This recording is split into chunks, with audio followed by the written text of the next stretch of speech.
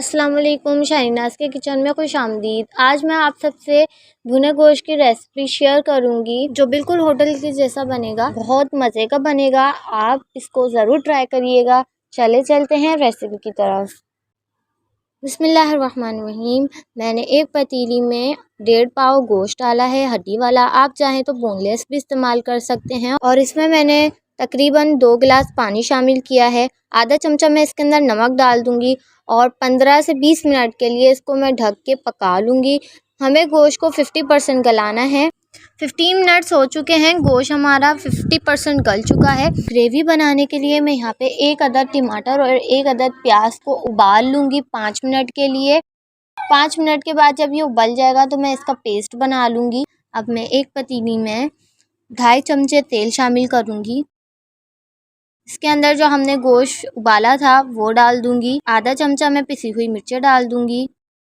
पिसा हुआ धनिया डाल दूँगी आधा चमचा। आधे चमचे से भी कम मैं कुटी हुई मिर्चें डाल दूँगी। मिर्चें आप अपने टेस्ट के मुताबिक कम या ज़्यादा कर सकते हैं। आधा चमचा मैं हल्दी डाल दूँगी। 1 चमचा कुटा हुआ भुना हुआ ज़ीरा डाल दूँगी। 1 चमचा मैं कुटा हुआ धनिया डाल दूँगी। और ये 10 अदद काली मिर्चें हैं, 4 से 5 अदद लौंगे हैं, 1 दालचीनी की स्टिक है, 1 बड़ी काली इलायची है। ये सारी चीज़ें मैं डाल दूँगी और इन सारी चीज़ों को मैं अच्छी तरह मिक्स कर लूँगी। 1 चमचा मैं इसमें लहसुन का पेस्ट शामिल करूँगी। अदरक इसमें हमने नहीं डालनी है और इसको भी मैं अच्छे से मिक्स कर लूँगी। और ये प्याज और टमाटर जो उबाल के हमने पेस्ट बनाया था वो पेस्ट इसमें शामिल कर दूँगी। और इस पेस्ट के अंदर मैंने बिल्कुल भी पानी नहीं डाला। होटल्स में जो ग्रेवी होती है वो इसलिए इतनी गाढ़ी होती है क्योंकि उसके अंदर प्याज और ये टमाटर वाला पेस्ट डला हुआ होता है। और अब मैं इसके अंदर दही डाल दूँगी। दही आधा पाव है।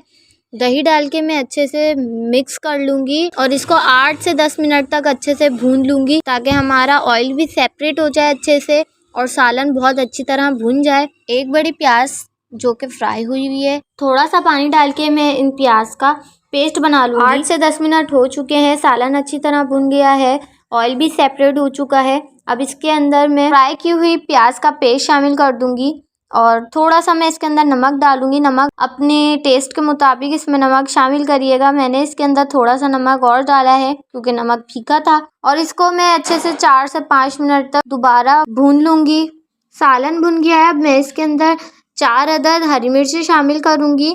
थोड़ा सा मैं इसके अंदर पानी डालूँगी और इसको मैं 4 से 5 मिनट के लिए ढक के पका लूँगी ताकि हमारा जो गोश्त जितना भी कच्चा रह गया है वो पक जाए, गल जाए अच्छे से।